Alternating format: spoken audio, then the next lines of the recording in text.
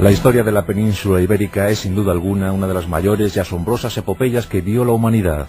En 711 después de Cristo, diversas columnas provenientes de los desiertos arábigos o del norte de África tomaban posesión y irrumpían en la península ibérica, ese lugar al que llamaban Al-Ándalus, en recuerdo de las invasiones germánicas.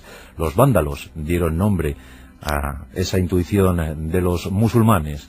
Al-Ándalus, los vándalos, sería su vergel, sería su tierra de promisión, sería el auténtico paraíso, el Edén del que enseñorearse, ese paraíso del que ser sus auténticos y legítimos dueños durante 780 años.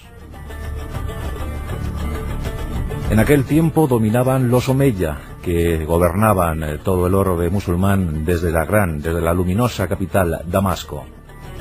Pero sabido es que los abásidas de Bagdad tomaron el mando del Islam y ejecutaron a casi todos los Omeya, a casi todos, porque uno sobrevivió, el príncipe errante, Abd-ar-Rahmán I.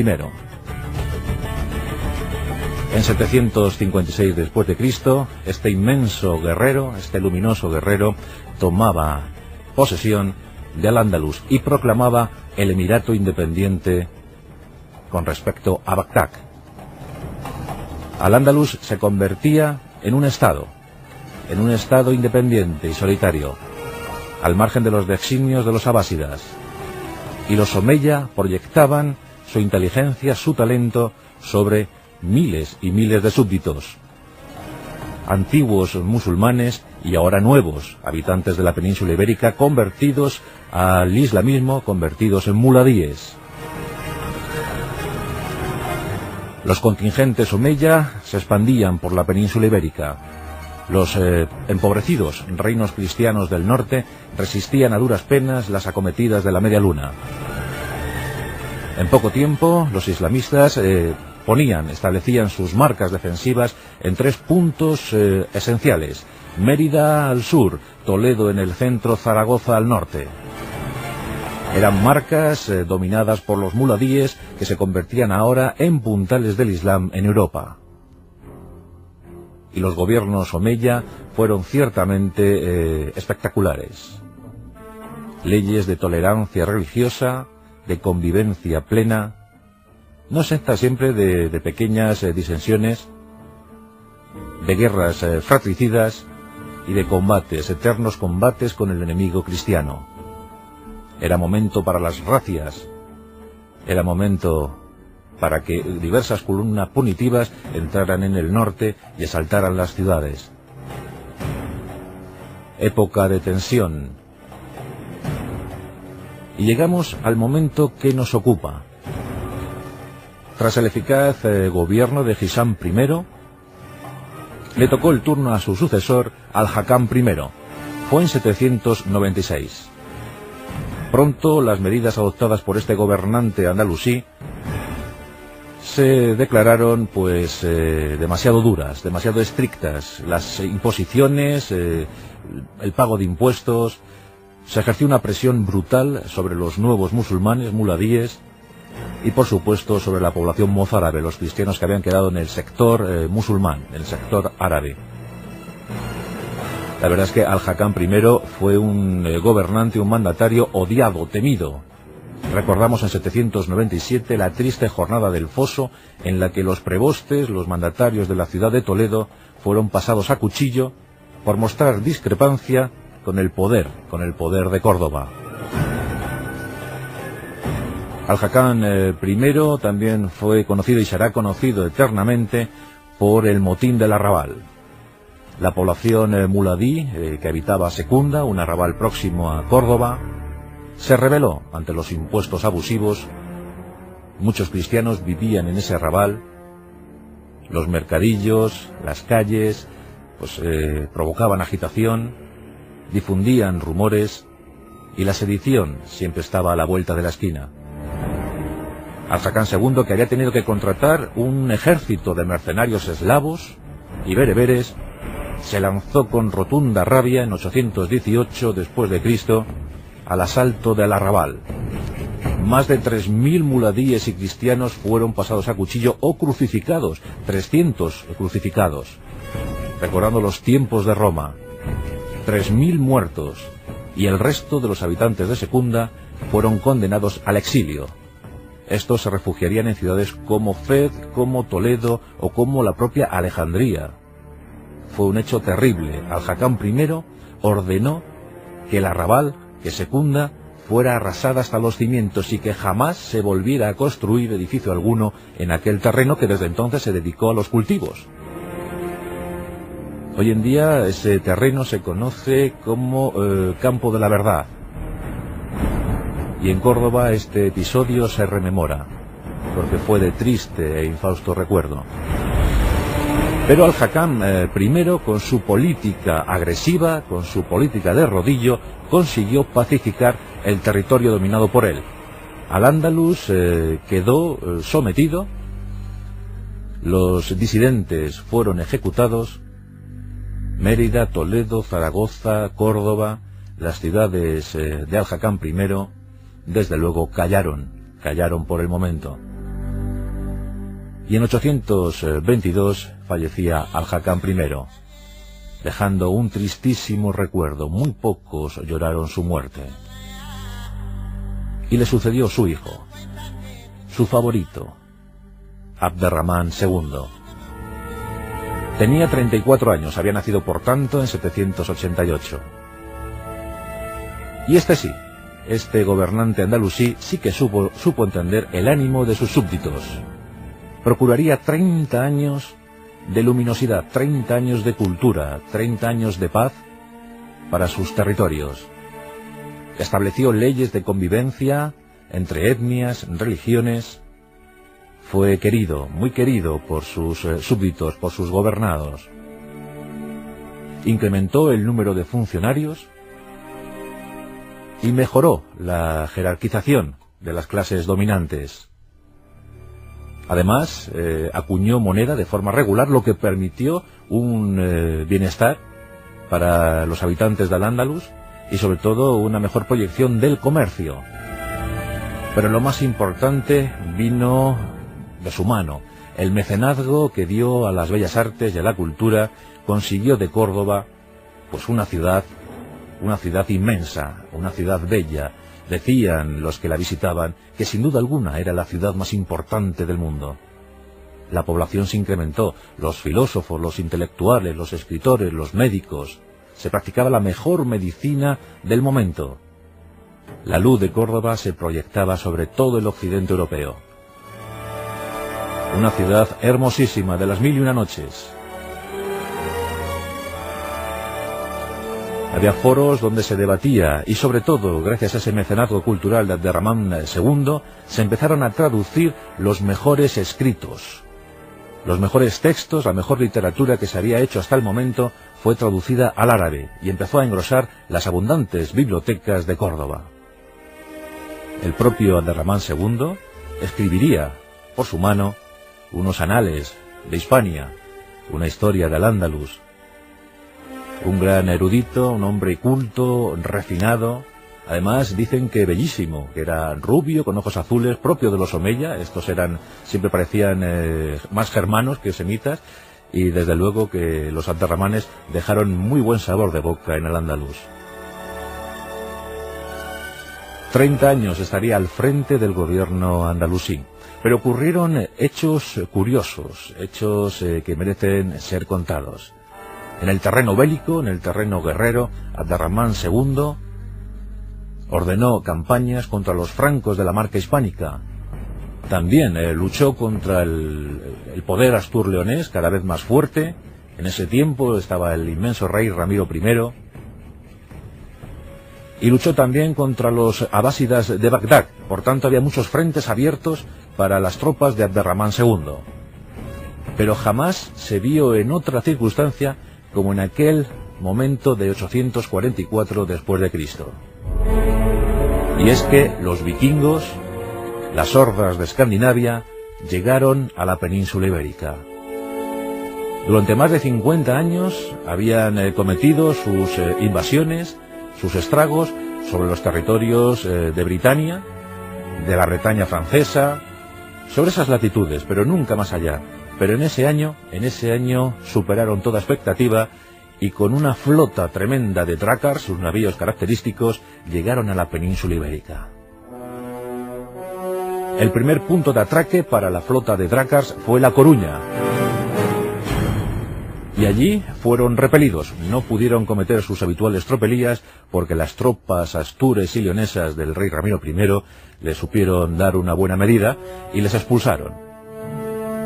El siguiente punto elegido por los vikingos fue Lisboa. Allí tuvieron mejor suerte y consiguieron rapiñar, lo que les animó a seguir en la empresa.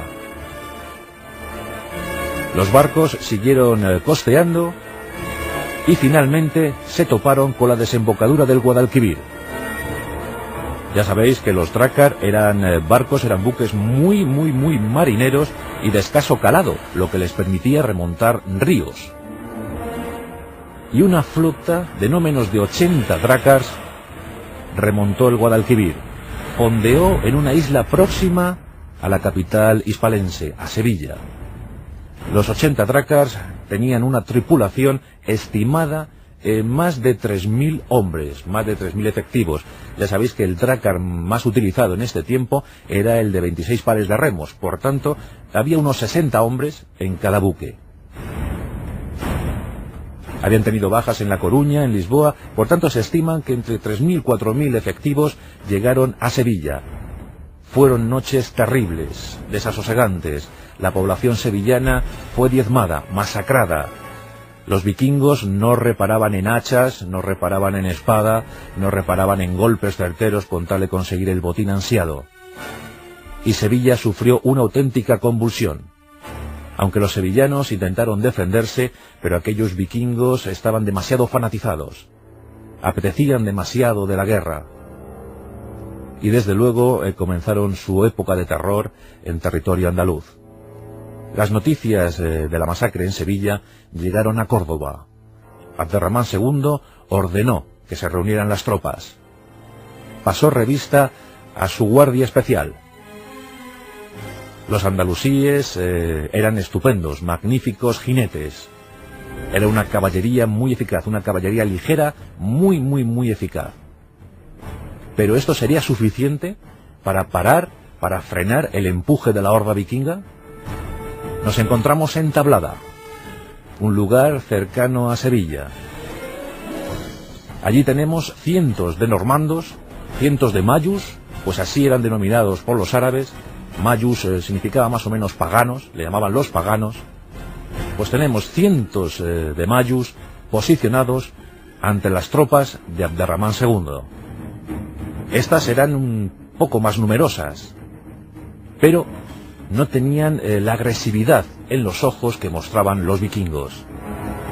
Ya sabéis que las formaciones vikingas eran abigarradas, golpeaban sus escudos con las espadas, con sus mazas, con sus hachas de combate, y se acercaban pausadamente al enemigo. Los guerreros Berserk también esperaban el momento de atacar. Los Berserk eran los más fanáticos de los vikingos. Hoy en día, algunos especialistas identifican a estos guerreros lobo, como eran llamados en algunos lares, los identifican con una especie de enfermedad muy próxima a la epilepsia. Lo cierto es que los Berserk, cada vez que intuían el combate, comenzaban a sufrir tremendas convulsiones. La espuma salía por sus bocas y, como desaforados, se lanzaban al enemigo. Parecían poseídos por demonios. Pues llegó el momento del enfrentamiento. Recordemos, Tablada, en un campo llano. La formación de vikingos, más de 3.000 hombres, con sus armas de combate y su fiereza en la mirada, dirigiéndose lentamente hacia el enemigo árabe. Los hombres de Abderramán II contemplan, intrigados, la formación vikinga. Nunca habían visto mayus. ¿Cómo les atacarían? Los vikingos seguían avanzando. El temor comienza a propagarse por las filas de los musulmanes. Sus armas parecen más débiles que las de los mayus. ¿Cuál será la estrategia a seguir? Y lo principal, ¿Cuál será la táctica en el momento más decisivo de la batalla? Abderramán no espera más y ordena un ataque generalizado.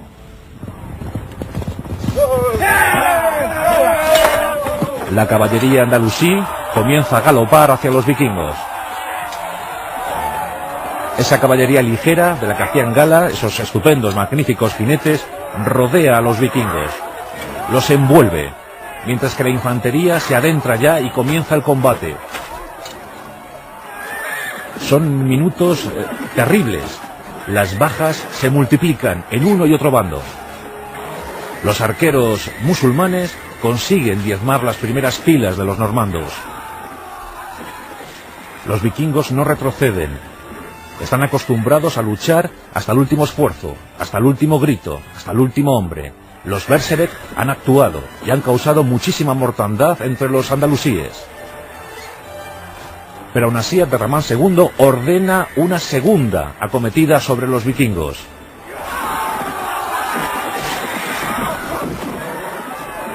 La superioridad numérica de los andalusíes comienza a hacerse notar en el campo de tablada. Al fin, Abderramán ordena, en el momento más determinante de la batalla, que ataque su guardia personal. Es momento para los mercenarios. Y estos saben perfectamente cómo hay que guerrear a los normandos. Escenas horribles, miembros mutilados, hombres que caen al suelo, cubiertos por las flechas o por las lanzas de acometida.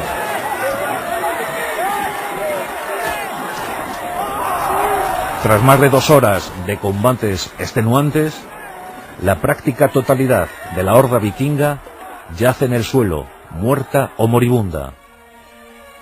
Abderramán II ha suprimido un terrible peligro de su territorio.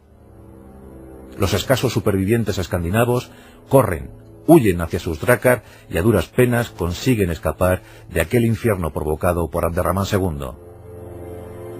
Es una terrible derrota para los vikingos y tardarán mucho, mucho tiempo en intentarlo de nuevo. Casi todos ellos han fallecido y regresan con ese mensaje a sus tierras del norte. Hay que tener cuidado con estos andalusíes. No eran tan débiles como les pintaban. Un gran éxito para Abderramán II, que por cierto fue hombre muy precavido y para evitar futuras incursiones vikingas ordenó levantar atalayas por toda la costa andaluza. Serían elementos, estructuras fundamentales para la resistencia de Al-Ándalus ante futuras invasiones. Abderramán II, el culto, el erudito, pero también el guerrero, el militar, el implacable con sus enemigos. Falleció con 64 años de edad. Corría el año de 852. Estaba a punto de cumplirse el primer siglo de independencia ante Bagdad. Y Abderramán II había dado 30 años de felicidad a sus súbditos. Hay también algunos asuntos, algunos puntos negros en esta historia del Andalus, en estos 30 años. Y es que ya en tiempos de Al-Hakam I había comenzado a asentarse una escuela de religión, una escuela filosófica llamada Maliki. Se llamaba así porque estaba inspirada en Malik ibn Anas. Malik ibn Anas fue discípulo directo de Mahoma. Y los malikíes propugnaban pues el cumplimiento ortodoxo de las sunas, de los preceptos coránicos. Y esta situación incomodó muchísimo a la población muladí, a los nuevos musulmanes, a los hispanos convertidos al Islam, a los mozárabes. Empezaron a ser hostigados. Los fundamentalistas islámicos comenzaron a hostigar a estas gentes y la convivencia estuvo a punto de romperse. De hecho, todavía se recordaba con amargura algunos incidentes como los mencionados del Arrabal o aquella jornada del Foso en Toledo, y se pensaba que en algún momento esta cuestión filo-árabe terminaría por pasar factura a los cristianos convertidos o a los cristianos residentes en Al-Ándalus. Los maliquíes, la verdad es que superaron con creces cualquier expectativa y llevaron el fundamentalismo a terreno extremo. Y muchos cristianos optaron decididamente, de una forma abierta, por el martirio. Y se lanzaron a las calles de Córdoba, de Sevilla, de Málaga, pues insultando, blasfemando contra Mahoma, blasfemando contra el profeta de Alá. Esto de facto suponía la pena de muerte, porque en el Corán hay pena de muerte, está establecida la pena de muerte para todo aquel que blasfeme contra Mahoma. Y muchos cristianos que lo sabían se lanzaron a las calles de estas ciudades esperando el martirio, esperando ser santos, mártires. La situación fue confusa. Abderramán II no pretendía bajo ningún concepto llevar esto a los extremos de tener cientos de mártires que además se convirtieran en leyendas para los suyos, para sus correligionarios, y que esto pues creara núcleos de resistencia, núcleos de sedición. Por tanto, hubo que buscar una solución, y esta llegó, digamos aquí, gracias a Dios, en un cónclave cristiano celebrado en Sevilla, bajo el amparo de Abderramán II. Los hombres notables de la Iglesia cristiana se reunieron y determinaron que esto de ser mártires por gusto no entraba dentro de los preceptos de la fe católica. Que mártir se era forzosamente si no quedaba más remedio, pero que mártir por propia voluntad no estaba contemplado. Se prohibía, por tanto, que las gentes cristianas salieran a las calles a blasfemar contra Mahoma. Fue un momento de entendimiento entre las dos culturas. Abderramán II propició este cónclave y los dirigentes cristianos yo creo que fueron bastante razonables. Por tanto, se pudo de nuevo volver a una cierta estabilidad social, y eso permitió culminar con éxito el gobierno del gran emir Abderramán II. Falleció, como os digo, en 852. Todos le lloraron, así lo dicen las crónicas, todos le lloraron como a un padre perdido. Habían perdido a su gran padre. Abderramán II había sido bueno para todos. Pero no dejó dicho quién debía sucederle de sus hijos. Y en consecuencia, los dirigentes, los grandes aristócratas andalusíes, se reunieron durante largas jornadas y profundos debates para finalmente determinar que sería Muhammad I, el hijo primogénito de Abderramán, quien debería asumir el mando de Al-Ándalus. Muhammad I tenía tan solo 19 años, y el muchacho estaba muy convencido sobre su fe islámica, muy inserto en esa escuela maliquí, y desde luego su tiempo de gobierno no pudo, aunque lo intentó, pero no pudo estar a la altura de su padre, del legado que le había dejado su padre. Pero esa es otra historia. Queda reflejado en este pasaje nuestro reconocimiento y nuestro respeto para un gran hombre de Estado, Abderramán II, y sobre todo, gracias a su mecenazgo, a su intuición, a su gusto por las bellas artes, Córdoba empezó a brillar como jamás se había visto. La ciudad más importante de todo el occidente europeo, la más luminosa. En sus calles se practicaba la mejor medicina, se hablaba la mejor filosofía, y desde luego, los eruditos sembraron esas calles por doquier, con bibliotecas increíbles que perduraron siglos. Hoy en nuestros pasajes de la historia, el gran Abderramán II.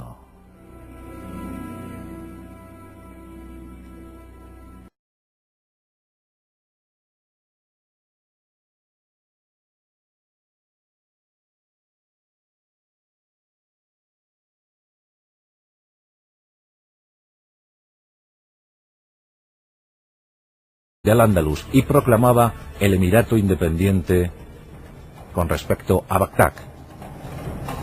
Al-Ándalus se convertía en un estado independiente y solitario, al margen de los designios de los abásidas, y los omeya proyectaban su inteligencia, su talento sobre miles y miles de súbditos, antiguos musulmanes y ahora nuevos habitantes de la península ibérica, convertidos al islamismo, convertidos en muladíes.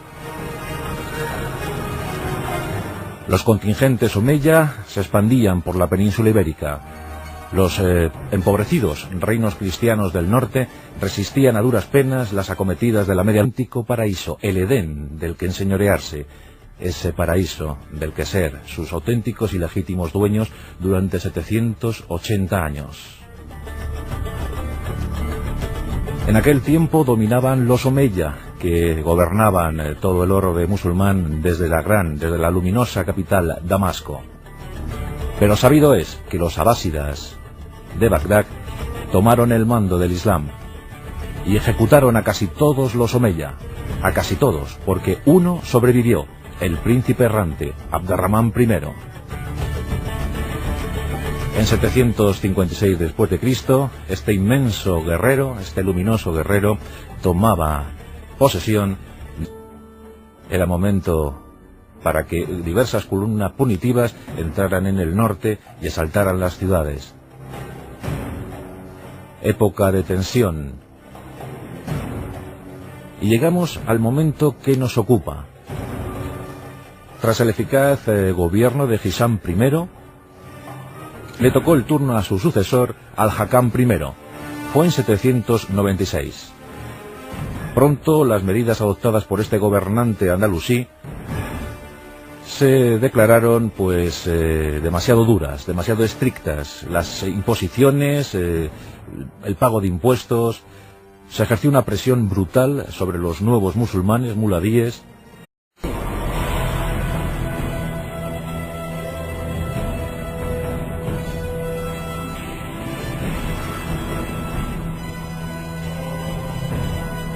La historia de la península ibérica es sin duda alguna una de las mayores y asombrosas epopeyas que vio la humanidad. En 711 después de Cristo, diversas columnas provenientes de los desiertos arábigos o del norte de África tomaban posesión, irrumpían en la península ibérica, ese lugar al que llamaban Al-Ándalus, en recuerdo de las invasiones germánicas. Los vándalos dieron nombre a esa intuición de los musulmanes. Al-Ándalus, los vándalos, sería su vergel, sería su tierra de promisión, sería el auténtico luna. En poco tiempo, los islamistas establecían sus marcas defensivas en 3 puntos esenciales: Mérida al sur, Toledo en el centro, Zaragoza al norte. Eran marcas dominadas por los muladíes que se convertían ahora en puntales del Islam en Europa. Y los gobiernos Omeya fueron ciertamente espectaculares. Leyes de tolerancia religiosa, de convivencia plena, no exenta siempre de pequeñas disensiones, de guerras fratricidas y de combates, eternos combates con el enemigo cristiano. Era momento para las racias